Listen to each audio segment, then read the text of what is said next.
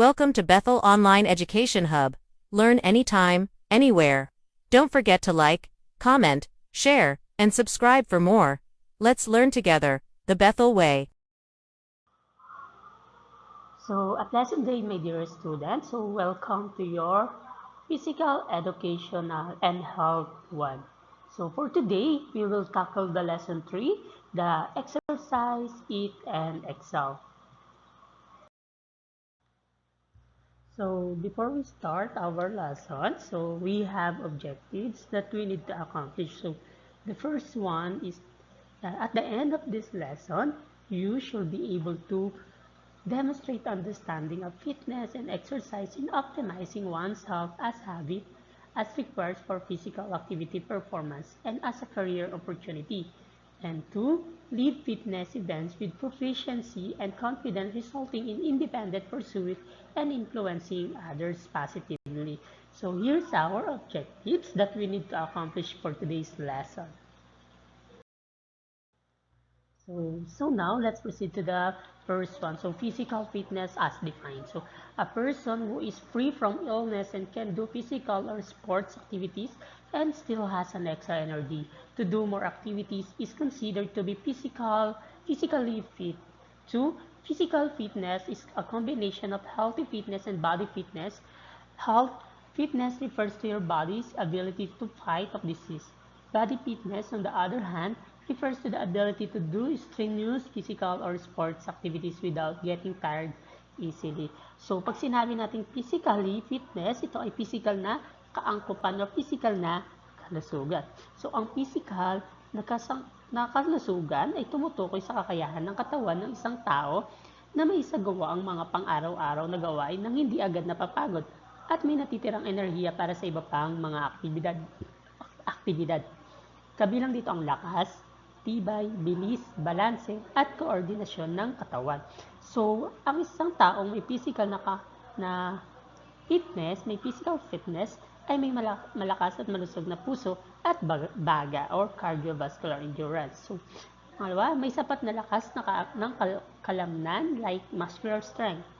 May kakayahang mapanatili ang paulit-ulit na paggalaw ng kalamnan nang hindi agad napapagod in short, muscular endurance. So, may kakayahang gumalaw ng may malawak na saklaw o flexibility. At higit sa lahat, may balancing timbang at magandang composition ng katawan or body composition. So, ang pagkakaroon ng physical na kaangkupan ay mahalaga para sa mabuting kalusugan, para makaiwas tayo sa sakit, at higit sa lahat, masiglang pamumuhay. So, yun po ang definition ni physical fitness. So now, let's proceed to the health-related fitness. So this is primarily associated with disease prevention and functional health. Participating in regular health-related fitness helps you control your weight, prevent diseases and illness, improves mood, boosts energy, and promotes better sleep. So, ang healthy-related fitness ay isang kalusugang may kaugnayan sa kaangkupang pisikal o mas payak na kalusugan na may kaugnayan sa pisikal na kaangkupan. So, ang kalusugang may kaugnayan sa kaangkupan pisikal or health-related fitness ay tumutukoy sa mga aspeto ng physical fitness na may direktang epekto sa pangkalahatang kalusugan at kagalingan ng isang tao. Ito ay mahalaga upang mapanatiling malusog ang ating katawan at makaiwas tayo sa mga sakit. So, ang mga bahagi ng health-related fitness, ito ay ang cardiovascular endurance, muscular strength. So, pag sinabi natin cardiovascular endurance, ito ay kakayahan ng puso, baga at mga oxygen sa katawan habang gumagawa ng physical na aktibidad sa mahabang panahon. So, si muscular strength naman, ito ay kakayahan ng mga kalamnan na maglabas ng puwersa sa isang beses na pagbuhat o paggawa ng mabigat na gawain. So, si muscular endurance, kung si cardiovascular endurance ay tibay ng puso at baga, si muscular endurance naman ay tibay ng kalamnan. At higit sa lahat, meron tayong flexibility at body composition. So, bakit mahalaga ang health-related fitness? So nakakatulong kasi ito upang makaiwas tayo sa mga chronic diseases gaya ng diabetes, high blood pressure at sakit sa puso. So pangalawa, pinapalakas din nito ang ating mga resistensya ng ating katawan. Pangatlo, nagpapabuti ng kalidad ng pamumuhay at higit sa lahat, nakakatulong sa mental at emotional na kalusugan. So yun po yung purpose ni health-related fitness. So now, let's proceed to the health-related fitness components. So we have 5 components. So the body composition, cardiovascular endurance, flexibility, muscular endurance, and muscular strength. So body composition, the first one, is the combination of all the tissues that make up the body such as bones, muscles, organs, and body fat. So ito ay, pag sinabi natin body composition, ito ay tumutukoy sa proporsyon ng taba, buto, kalamnan at iba pang bahagi ng ating katawan. So ang layunin nito ay mapanatili ang tamang balanse ng taba at kalamnan upang maging malusog tayo. So pangalawa, si cardiovascular endurance. So the ability of the heart, lungs, blood vessels, and blood to work efficiently and to supply the body with oxygen. So ito naman ay ang kakayahan ng puso, baga at mga ugat na magtatrabaho ng sabay-sabay upang maghatid ng sapat na oxygen sa katawan habang gumagawa ng physical na aktibidad sa mahabang panahon. So ang halimbawa nito is pagtakbo, paglangoy, pagbibisikleta ng matagal. So the third one is flexibility, the ability to use joints fully throughout a wide range of motion. So pag sinabi natin flexibility is liksi o lawak ng galaw, ito naman ay ang kakayahan ng mga kasukasuhan at kalamnan na gumagalaw sa malawak na saklaw ng kilos. Mga halimbawa nito pagyuko, pag-inat o pagsayaw. And the fourth one is muscular endurance. So muscular endurance, the ability to use muscles for a long period of time without tiring. So pag sinabi natin muscular endurance, ito ay tibay ng kalamnan. Ito naman ay ang kakayahan ng kalamnan na magsagawa ng paulit-ulit na gawain sa loob ng mahabang panahon nang hindi agad napapagod. So mga halimbawa nito is push-up, sit-ups, o pagpedal ng bisikleta ng mas matagal. And the next one is muscular strength. So pag sinabi naman nating muscular strength, ito naman ay the ability of the muscles to lift a heavy weight or exert a lot of force one time. So, pag sinabi natin muscular strength, ito ay lakas ng kalamnan. Ito ay ang kakayahan ng kalamnan na maglabas ng malakas na puwersa sa isang pagsubok o gawain. So, halimbawa nito ay pagbubuhat ng mabigat ng bagay o pag-angat ng mga weights. So, yun po yung mga components, yung difference ng 5 components of health-related fitness. So now, let's proceed to the next one. So, skills-related fitness component. So, kung sinabi natin skills-related fitness components, ito ay tumutukoy sa mga aspeto ng physical fitness na may kinalaman sa kakayahang magsagawa ng mga gawain na may kinalaman sa sports at iba pang physical na aktibidad na nangangailangan ng kasanayan. So, we have 6 components which are agility, balance, coordination, power, reaction time, and also the speed. So the first one is the agility, the ability to change body position quickly and keep the body under control when moving. So, pag sinabi natin agility, ito ay kakayahan, agility is liksi ng katawan. So ito ang kakayahan ng katawan na mabilis at maayos na makapagpalit ng direksyon habang kumikilos. So halimbawa ito is pag-iwas sa kalaban sa basketball o pagpalit ng direksyon sa football. And number 2, balance. So the ability to keep the body instead positioning while standing and moving. So, pag sinabi natin balance, so from the word balance, balanse. So, kahulugan nito ay is kakayahang mapanatili ang posisyon ng katawan maging ito man ay nakatayo o gumagalaw. So, halimbawa nito is pagtayo sa isang paa, pag-perform ng gymnastic o pagbabalanse habang naglalakad sa makitid na espasyo. Number 3, coordination. So, the ability of the body parts to work together when performing an activity. So, pag sinabi natin coordination, from the word coordination, in Tagalog, koordinasyon. Kakayahang pag-ugnayin ng galaw ng iba't ibang bahagi ng katawan ng sabay-sabay at maayos. So, halimbawa ito is paghampas ng bola gamit ang raketa sa tennis o pagsabay ng kamay at paa habang nagsasayaw. And the next one is power, the ability to combine strength with speed while moving. So, sabi natin power, ito ay lakas at bilis. Kakayahang gamitin ang lakas at bilis upang makagawa ng malakas at mabilis na galaw. So, halimbawa nito is pagtalon sa volleyball, pagsipa ng bola sa soccer, o pagtulak sa shot at. So, the next one is reaction time. So, the ability to move quickly once a signal to start moving is received time. So, pag sinabi ng reaction time, ito ay oras ng pagtugon. So, oras na kinakailangan upang makapag-react o makakilos pagkatapos ng isang stimulus. So, halimbawa ito is pagsimula sa karera matapos ang signal o pag-iwas sa mabilis na bola or dodge ball. So, and the last one is speed, the ability to move all or a part of the body quickly. So, pag sinabi ng speed, ito ay bilis ng ating katawan. So, kakayahang kumilos mula sa isang lugar patungo sa iba sa pinakamabilis na oras. Halimbawa, pagtakbo sa sprint, mabilis na paghabol sa bola sa laro.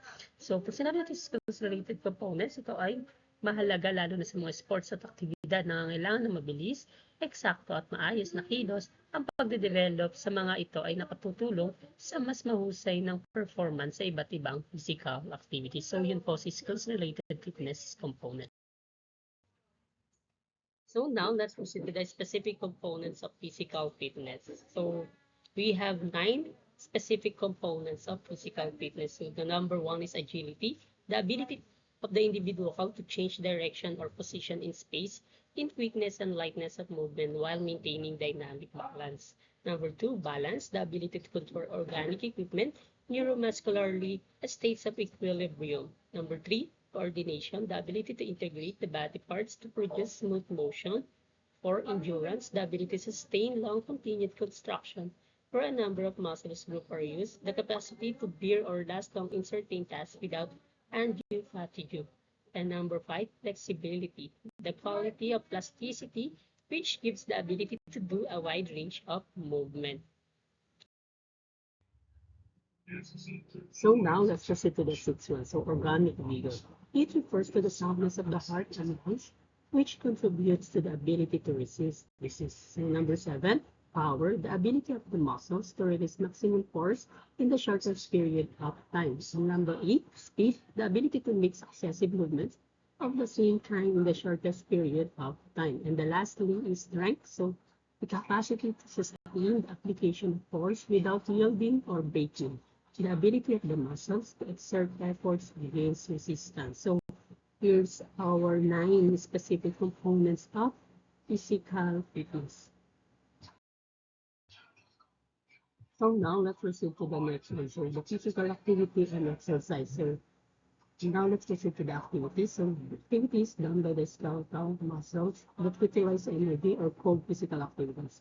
Activities we are doing at home or in school are considered to be physical activities. So pag sinabi natin physical activities, dahil physical na gawain. So ano mga kilos ng katawan na gumagamit ng enerhiya, hindi ito kailangan planado o organisado. So halimbawa nito yung paglalakad papunta sa paaralan, pagwawalis, o paggawa ng gawaing bahay, pag-akyat ng pagdan, o paglalaro kasama ang mga kaibigan.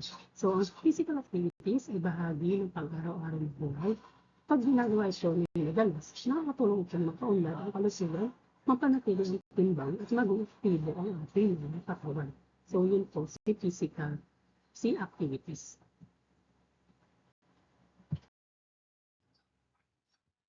So now let's proceed to the next one. So it is classified into 4 domains: occupational, domestic, transportation, and leisure time. So the first one is occupational. These are the activities you do at your workplace: lifting computers and books, going your friend's desk, or preparing lunch at the canteen. So pag sinabi natin occupational daw, ito yung mga trabaho o gawain sa hanap buhay. So ang ilan sa mga trabaho ay nangangailangan ng mas maraming galaw na katawan, kaya nakakadagdag ito sa physical activities ng tao. So halimbawa nito ay pagbubuhat ng kahoy sa bodega, pagtatayo at paglalakad ng guro habang natuturo, paggawa sa bukid.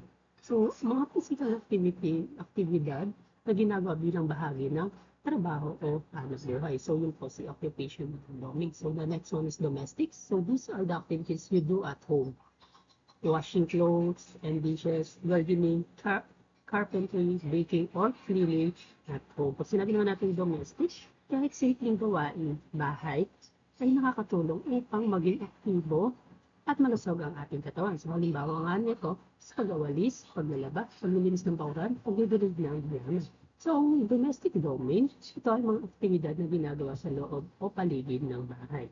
So, the next one is transportation. So, these are the activities that involve traveling, riding a jeepney, tricycle, motorcycle, or bike. So, pag sinabi natin transportation domain, ito ay paglalakbay o pagbabiyahe. So, paliwanag nito is kapag pinipili ang paglalakad o pagbibisikleta, imbis na sumakay, mas nagiging aktibo at mas napapabuti ang ating pansugat. So, halimbawa ngayon, paglalakad papunta sa paaralan, pagbibisikleta papasok sa trabaho. So, pag sinabi natin transportation domain, ito ay mga aktibidad na may kinalaman sa paraan ng pagpunta sa isang lugar gamit sa sariling lakas ng ating katawan. So, the last one is leisure time. So, these are the activities you do during recreational activities. So, pag sinabi natin leisure time domain, ito yung mga libangan o pangkalipas oras.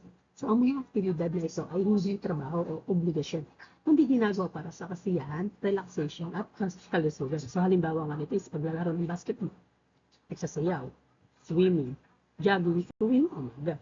So, pag sinabi natin leisure time domain, ito yung mga physical na aktibidad na ginagawa sa oras ng paglilibang o pahinga natin. So, yun po yung 4 domains natin. So now let's listen to the excerpts. According to the study by Buckworth and Dishman, is the plan, structure, repetitive body movements that someone engaged in for the purpose of improving or maintaining physical fitness or health. So, sinabi natin ehersisyo, exercise, ito ay isang uri na physical activity na planado, may sistema at regular na ginagawa upang mapaunlad ang kalusugan at physical na kakayahan ng ating katawan. So, ang mga layunin nito is palakasin ang kalamnan at buto, pataasin ang resistensya at tibay ng katawan, panatilihin ng tamang timbang, iwasan ang sakit tulad ng obesity, diabetes at sakit sa puso. Titik sa lahat ng tudulot ng mas mabuting mental health at stress relief. So, halimbawa ng mga ehersisyo is pagja-jogging o pagtakbo ng 30 minuto. Push-up, sit-ups, at planking, or pagbibisikleta, or di kaya is aerobic, zumba o pagsasayaw. So, hindi lahat ng fitness ay ehersisyo. Ang pagkakaiba ay ang ehersisyo ay ginagawa ng sinasadya at may layunin. So, halimbawa, para maging mas malakas at mabilis o mas malusog ang ating mga katawan natin. So, yun po, si exercise. So now let's proceed to the next one. So aerobic muscle strengthening and bone stretching activity. So the first one is aerobic activities, also called endurance activities, are physical activities in which people move their large muscles in rhythmic manner for a sustained period.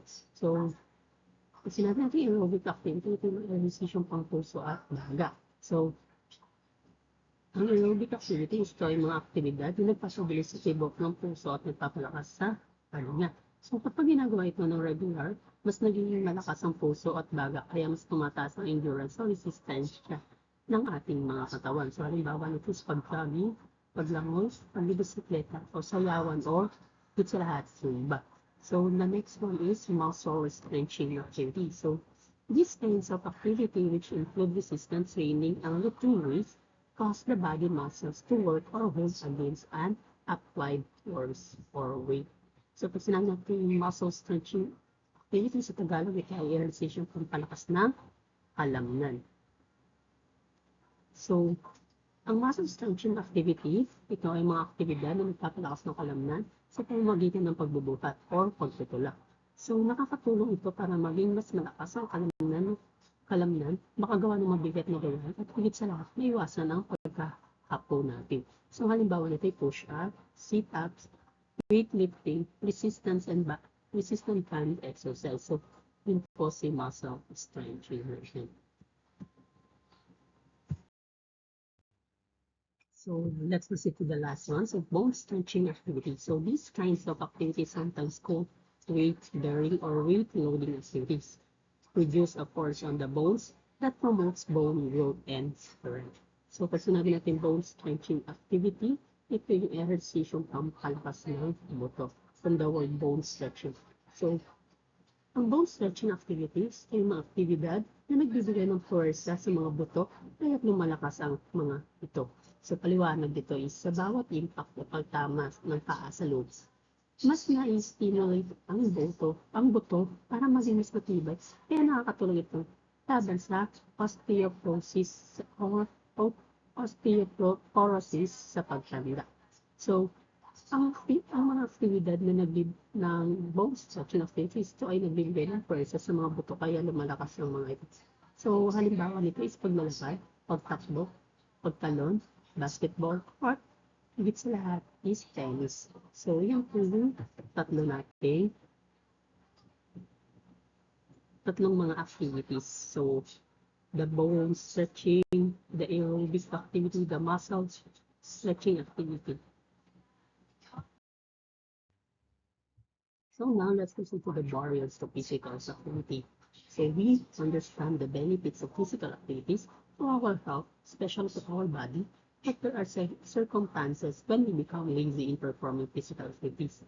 So below are some of the barriers that hinder us to do physical activities. So pag sinabi natin barriers, kung the word barriers, ito yung mga hadlang sa paggawa na, o pag ano natin ng mga exercise or physical na mga activities. So we have 8 barriers. So the person is lack of time. So minsan kasi sa sobrang busy ng tao, yung wala na silang oras para mag-activities. Minsan sa sobrang pagod na nila sa trabaho, is pinapahinga na lang nila kaysa doon gumawa pa sila ng activities.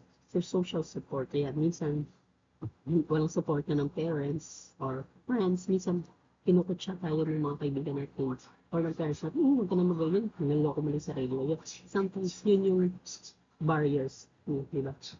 Yung walang support ka ng mga nakapaligid sa akin. Lack of energy, kaya parang ang gaya sa lack of time.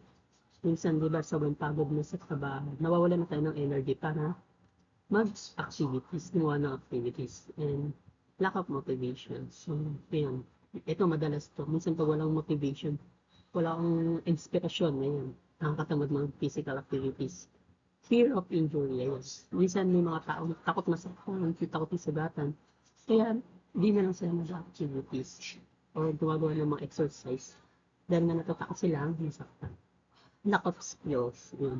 Minsan, wala silang, parang ginagawa nila sarili na wala silang kakayahan.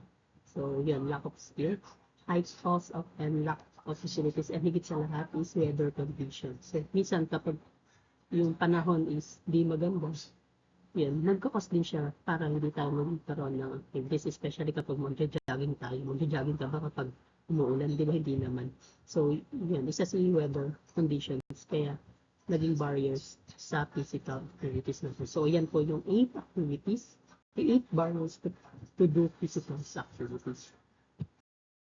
So, now let's proceed to the eating habits. So, the term eating habits or food habits refers to why and how people eat, which foods they eat, and with whom they eat, as well as the way people obtain, store, use, and discard foods. So individual, social, cultural, religious, economic, environmental, and political factors ang influence people's eating habits. So kasi natin eating habits, ito yung nakagawian sa pagkain. So, ang mabuting eating habits, ito ay tulad ng pagkain ng sustansyang pagkain sa tamang oras, ay nakakatulong upang maging malusog, may sapat na energy na makaiwas sa sakit. Samantala, ang hindi magandang eating habits tulad ng labis na pagkain na matatamis o mamantika ay maaaring magdulot ng sobrang timbang, diabetes at iba pang karamdam. So, ang eating habits ito ay sumutukoy sa mga pattern o kasanayan ng isang tao sa pagkain tulad ng kung ano siya klaseng pagkain na kinakain, gaano kadalas kumain, at kung anong oras kumakain. So, halimbawa nito is palaging pagkain ng gulay at prutas araw-araw. Pangalawa, pagkain ng junk food or fast food ng madalas. Pangatlo, pagkain sa tamang oras, almusal, tanghalian, o hapunan. And the last one is madalas na paglaktaw ng pagkain sa halimbawa hindi nagaan siya. So, yun po, yun yung eating habits. So now let's listen to the influence of food choice. So there are many factors that determine what food a person eats. In addition to personal preference, there are cultural, social, religious, economic, environmental, and even political factors. So pag sinabing influence of food choice, ito yung mga nakaka-influensya sa pagpili ng pagkain. So Ang pagpili ng pagkain hindi lamang dahil sa gutom. Ito ay naapektuhan ng iba't ibang sabit o factors na nakaka-impluwensya sa ating desisyon kung ano ang ating kakainin. So, ang ating pagkain ay resulta ng iba't ibang impluwensya hindi lang dahil sa gutom. Kapag alam natin ang mga salit na ito, mas madali tayong makakapili ng masustansyang at balanseng pagkain para sa kalusugan. So, mga halimbawa ng influence of food choices. Ito yung mga salik na nakaka-impluwensya sa pagpili ng pagkain, ito yung pangkalusugan or health. Pipiliin ng taong pagkain na sa tingin nila ay makakabuti o makakasama sa kalusugan. So, halimbawa nito, pag-iwas sa matatamis kung may diabetes. Pangalawa, panlasa at personal sa gusto, taste and preference. Pangatlo, culture and tradition, kapaligiran at komunidad or environment and community. Number 4 is Catholic. Number 5 is pamilya at kaibigan, no? Family and social influence. So, number 6, economy or budget, so economic factors. And lastly is media at advertising or media influence. So, yun po yung mga influence on food choice natin. So now let's proceed to the cultural influence. Cultural group provides guidelines regarding acceptable foods, food combination, eating patterns, and eating behaviors complying with this kind of guidelines. Creates a sense of identity and belonging for the individual. So cultural influence na ay ang ating kultura tradisyon ay mas malang epekto sa kung anong pagkain o nakasanayan at madalas nating pinakain. So, ang kultura ay nagdidikta kung anong pagkain ang normal o karaniwan sa isang lipunan. Dahil dito, nauhubog ang ating panlasa at nakagawian sa pagkain. So, mga halimbawa ito sa kulturang Pilipino, nakasanayan ng kanin bilang pangunahing pagkain. Sa kulturang Haponon, karaniwan ng pagkain ng sushi at isda. Sa kulturang Mexico naman madalas ay beans at tortilla. So, yun po si cultural influence natin. How about the religious influence? Religious prescriptions range from a few to many, from relaxed to highly restricted. This will affect a follower's food choice and behavior. So, pag sinabi naman natin religious influence, ito yung influensya ng religion, ang paniniwala o aral ng religion ay nakaka-apekto rin sa uri ng pagkain na pinipili o iniiwasan ng nating mga tao. So, ang religion ay nagbibigay ng gabay o alinsuntunin kung ano ang dapat at hindi dapat kainin bilang bahagi ng pananampalataya at pagsunod sa Diyos. So, halimbawa nito sa Muslim, bawal kumain ng baboy at uminom ng alak. Pangalawa ay sa mga Hindu, maraming vegetarian dahil tinuturing na sagrado ang papa. And lastly is sa mga Katoliko, may paniniwala sa fasting at abstinence tuwing Puwarisma. Halimbawa, iwas kami tuwing Lunes. So, yun po si religious influence sa atin.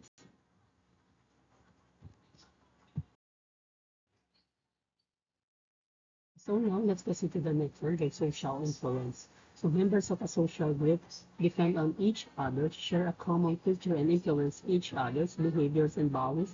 A person's membership in particular field, work, or community groups impacts food behaviors. So kung sinabi natin social influence, ito yung influence ng lipunan o kapwa natin. So, ang ating mga kaibigan, pamilya at komunidad ay nakaka-apekto sa kung ano ang ating kinakain. So, ang pagkain ay madalas na panlipon aktibidad, kaya natural na nai-influensyahan tayo ng mga taong nakapaligid sa atin. So, halimbawa nito, kung ang pamilya ay mahilig sa gulay, mas madalas din itong kumakain ng mga anak. Pangalawang halimbawa nito, kung ang barkada ay mahilig sa fast food, mas madalas din kumakain dito ang isang tao. So, yun po si social influence natin. How about the economic influence? So money, values, and consumer scores affect what a person buys. The price of a food, however, is not an indicator of it. So nutritional value causes a complex combinations of foods, availability, status, and demand. So pag sinabi naman natin economic influence, ito ay ang kakayahan ng tao na bumili at ang presyo ng pagkain ay malaking salik sa pagpili ng pagkain. So, ang presyo at kita ng pamilya ang madalas na nagdidikta kung anong uri ng pagkain na naaabot sa kanila or abot kaya nilang pamilya. So, halimbawa nito, kung mababa ang kita, mas pinipili ang murang pagkain kahit hindi gaano ka-healthy, like instant foods or street foods. So, pangalawang halimbawa nito, kung may sapat na pera, mas may kakayahang bumili ng masustansya at sariwang pagkain tulad ng putas at rely. So yun po sa economic influence. So the last one is environmental influence. The influence of the environment of food habits derives from a composite of ecological and social factors. Foods that are commonly and easily grown within a specific region frequently become a part of the local cuisine. So, sinabi natin environmental influence tayo, impluensya ng kapaligiran. So, ang lugar kung saan tayo nakatira at kung anong pagkain ang madaling makuha ay nakaka-apekto rin. So, ang kapaligiran ang tumutukoy kung gaano kadali o kahirap makakuha ng masustansyang pagkain. So, mga halimbawa nito is sa probinsya, mas maraming sariwang gulay at prutas mula sa bukid. Pangalawa, sa syudad naman, mas madalas na fast food at processed food ang available. And pangatlo is panahon or season. Minsan may prutas lang na tumutubo sa tiyak na panahon. So yan po yung environmental influence sa atin. So yan po yung mga food influence natin.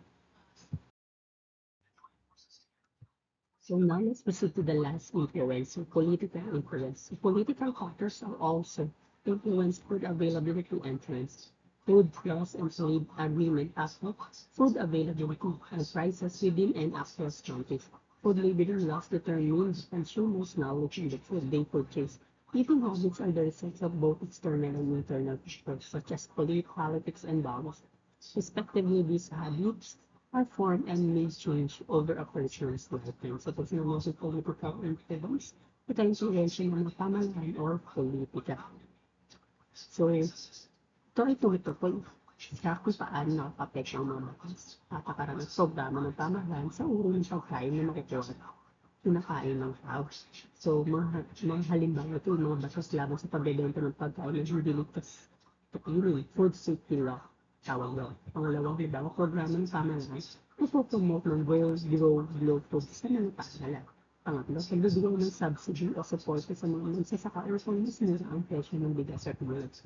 And lastly, pagbabawal sa junk food o selling sa loob ng pagkain.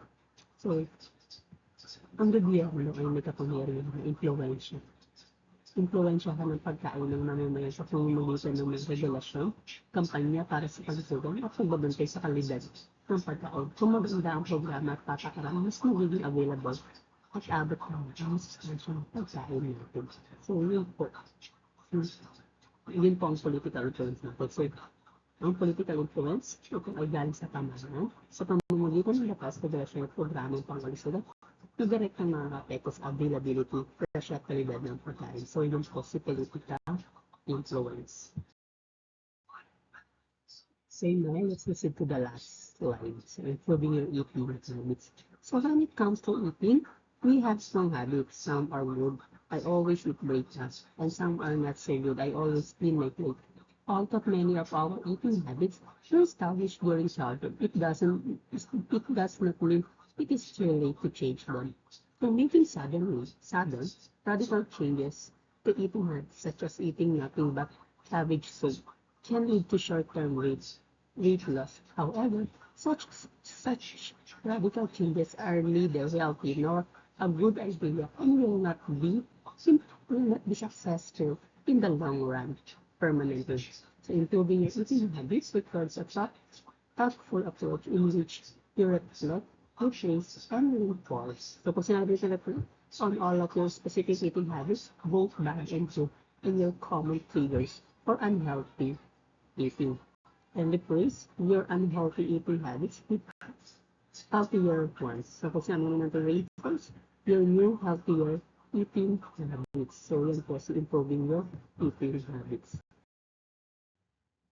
So, and that's our lessons for today. So, we have a task, my week ago. So, first your activities. So, evaluate your weekly physical activities by filing in the table below. So, identify the physical activity, its type and domain in the 4 columns. Give the activities, give the reasons in doing the activities. Lastly, write how long you are able to do the activities.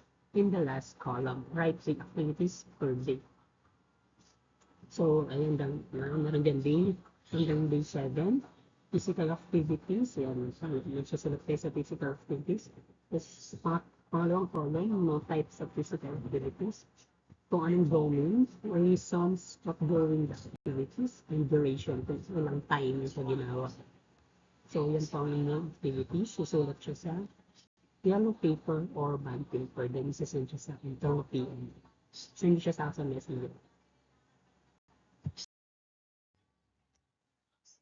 So, and that's our lesson 2 for today. So, I hope you learned a lot in this lesson. So, if you have any question or clarification about this lesson, so don't hesitate to chat me. So, thank you and goodbye. See you on the next lesson.